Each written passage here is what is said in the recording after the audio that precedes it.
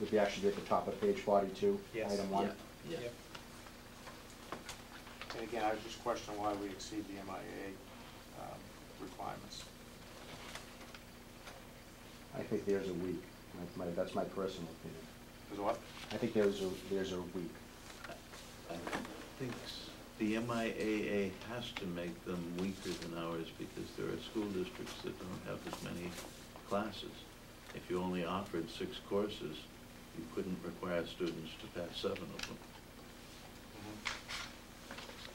Just to, to kind of follow up on that, and it goes to one of the next, they now, if you remember last year, I was before you suggesting the school year-long application of the rule for chemical health, which we had just an in-season, then the MIAA this year, and that's the language that's not now needing to be updated on the last page, under page 52, has moved statewide with that recommendation. That they're not a recommendation, that's now what the policy is. It applies all school year, not just during the season.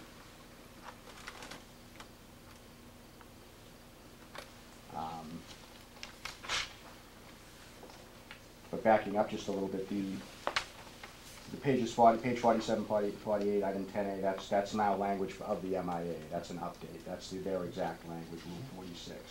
And the same thing with page 49, Rule 62.1. That's exact MIAA language. The next one, pages 50 and 51, Mr. Jerry, that's what, the point you just made. We're going to add that to page 41, 42. Excuse me. Yes. John, Susan, can I go back to page 41 and 42, where you talk about student must be in good standing both academically and with respect to one's citizenship. I'm assuming that you're defining good standing academically to mean that they must pass equivalent of 7 classes. What does that mean for good citizenship? I think my interpretation of that would mean that their discipline record is fairly good, is very good. It's not a student who's been chronically disciplined for infractions. The suggestion that I would have, and that was when I saw this, I just put a question mark on here. I think it would be difficult for any administrator to administer or implement this handbook if you're going to make a judgment on citizenship, this student versus that student. I don't think you want to have too much wavering. In other words, you're not proposing if a student had a detention that they're No. right, what about No. a suspension? Possibly, depending on the infraction and the number. Yeah. I think it would be difficult to put a student in a position of counting ballots for a student election if they've been caught suspended for cheating or something like that. Might jeopardize their ability to participate in activities. Now again, that's language that was in the book for athletics under eligibility, page 42.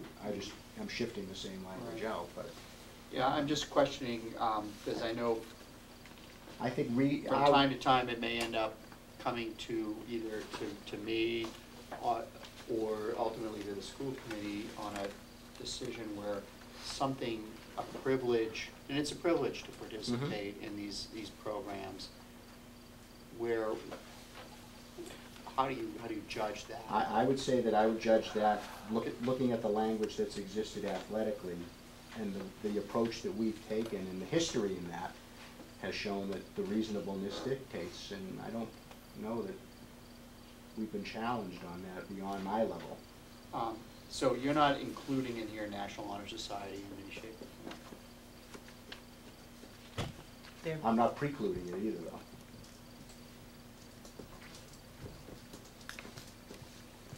But the conditions, of the qualifications of National Honor Society allow for that, I think, now, based on the board. It's arbitrary. But it could include that, yes. But I think it would cover it more under the language that they have, that they've instituted. I was going to say, this is extremely arbitrary in that there are no guidelines. I mean, that's my concern with the way it's, basically you have leeway, and as you said, reasonableness was It's discretion, you're right. Yeah. But there's no specific guidelines. Well, by- I don't think there should be. I think I need to be allowed that discretion, quite honestly. I mean, I've had it all this time under item B. I'm not questioning you, I'm just saying so as Dr. Troten said, if it came to us or to him, we basically have to say, yes, we think the principal was reasonable, or no, we don't think he or Correct. she was reasonable. Mhm. That's the only way we can rule it. Yes. Okay. How do you define when a student goes on, say, in the past, decisions about students going on to Disney, or, like an overnight excursion, where you might, there's some kind of a contract set up that if there's a violation, is it the same kind of discretion? It hasn't been exactly the same with the Disney trip, only because there is language on the information that goes out early about what's expected of you from this point on, and that if you violate that. And I had to invoke that once, So what you're saying my is it's first less, year. the trips is less subjective because there are some standards. Yeah, but we're not going on that trip anymore, so. Are we? I don't think so. But that's not the point. You still There have were one, you still have standards. one vote, John. Whoa, do I? Okay. But it could be a number of trips, It could be, yeah, to yeah. Mexico or France. Sure, or it could be, whatever. yeah, it could be. But I think Dr. Troten, I think if, using the reasonableness clause here, and then if it does come to us or you, we have to rule on whether John we think he was reasonable or not in his decision. I think that's an okay approach. I don't know if legally it would stand up, but I think it's an okay approach. I'm not sure I'd want to have in there any, I mean, I'm not sure where you're going, David, like it says, if you're suspended more than 2 times for a similar, I mean, now I think we're getting into. No, I think, and again, maybe it's just, I'm thinking back over the, period of time, and I'm just thinking, we certainly urge our students to demonstrate good citizenship, and you're always talking about that. I'm just wondering, if someone reads this, you define what that means, you define what good standing means in terms of academics. And you say a student must pass 7 classes. So that's pretty definite. And so if the student is not passing 7, they're not allowed to participate. But in terms of the citizenship, I think there should be some discretion, but at the same time, I think perhaps a little bit of a definition, maybe a little more clarity, because sometimes parents are going to be saying, well, why is my child not allowed to participate? This child over here was allowed. So I'm just trying to look down the road and think about the past. I do not believe you can have a list, Right. and if you've done any one of these things, you're out. We actually have a list. This handbook has a list of effective citizenship. Okay. Well, then what page is that on? Page 16. So maybe we refer back to that somehow. But even within that, I think that there's some discretion. I mean, yeah, the list is full of ambiguous words. Right. Are responsible school and community members? Well, what's responsible community member? Geez, you just eliminated the entire school population in Rosetown. I mean, if everybody has all 10 of those, then. But it does say, Quite a few do. Yeah. it does say respect and adhere to all laws and school rules. And so, again, that gives you a lot of discretion. I could put parenthetically, see page 16. I still don't understand why them being in school doesn't control. Why it doesn't what? If you're in school Yeah. and you're allowed to go to school, why that doesn't control everything else they can do in school? Because what you do is you're adding an additional penalty of eliminating activities. In other words, if a person's arrested and they're suspended, then they're not in school, then they can't participate. If a person violates any of the MIA rules, they can't participate. So why do we need to create an additional penalty? If a kid gets detention, he serves the detention. If he's suspended for 3 days, he's out of school, he can't participate. But if he's in school and he's going to class, why isn't he eligible to participate in the activities of which he's a part? You know, that's, I think- why are there additional penalties Are you imposed? asking me, my opinion? Yeah, I mean, I would it's a say for- rhetorical question, but yeah. Oh, okay. Oh, Yeah, I can tell you what I think. Philosophically, I believe that we have come to expect a lot of all of our students. And there is a higher expectation for those students who have opted to participate in extracurricular activities and athletics. I think they are looked at differently. And they are given a role in the school that a certain level of expectation is heightened for them. All right, I respectfully disagree. I mean, I think Okay. they need to comply with the law. You know, they need to comply with, obviously, the rules of the school, but they should be treated just like any student that's not a I participant. think That's another all. way to answer it is, instead of saying that there are additional penalties, there are additional motivations that students, in order to live up to the privilege of participating in sports, participating in extracurriculars, need to make sure they're not doing these other things. They're not getting themselves in trouble. They're not skipping classes. They're not coming to school late. It's, Are they not penalized for every one of those things that you just said? Are there not penalties in place for every one of those things? mhm. All right. And additionally, you know, if you don't live up to the rules, then, you know, and I agree with John, the expectations of students at North Reading High School are very high. They're higher than MIAA. They're higher than, you know, if you're going to participate in a sport, these are the rules.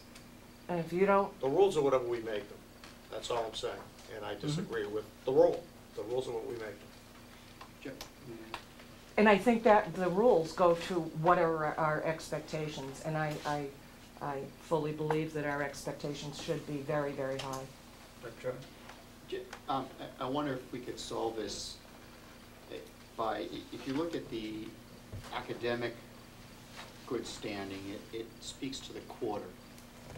Where are you, David? I'm back on that page 41, where you say, on the good standing, academically, it says they must be passing 7 major subjects each quarter. So the assumption is if in the quarter when they're not passing 7, they can't participate in these activities. But if the following For the quarter, next quarter. in the next quarter, they, For the next oh, for the quarter. next quarter. But after that, if they improve, can they now come in? Yes. Okay. Well, is there a way, is the citizenship, once you are out of good standing in citizenship, is that forever? For the whole year? Or is there an opportunity for you to learn from? Absolutely, we just dealt with one of those. But it doesn't say that in here. The good standing I for don't know. academically speaks to the quarter, but the citizenship doesn't give any time parameters. I don't know, I think the lack of specificity on it does do that. I think it gives us the flexibility to be reasonable. And that there is something to be said for redemption, and I think we've exercised that. That's why I say, I don't think, I mean, if you're looking for when it isn't the two of us that are the ones invoking the policy, I understand that, I do. But I don't think anything has come beyond my level to the two of you challenging an action that we took on the discipline code. I don't think that's happened. So I think the reasonableness that we exercise drives that, and it has worked, I would think. Let me give you an example, and maybe this falls within the exceptional circumstances clause. But if a student is ill, really ill on Friday, and they can't attend school, and on Sunday they have a state championship game, they're absent from school on Friday, does that preclude them, but for the exceptional circumstances clause, from participating in that game on Sunday? Yes. All right, well, I could disagree with it. That's all.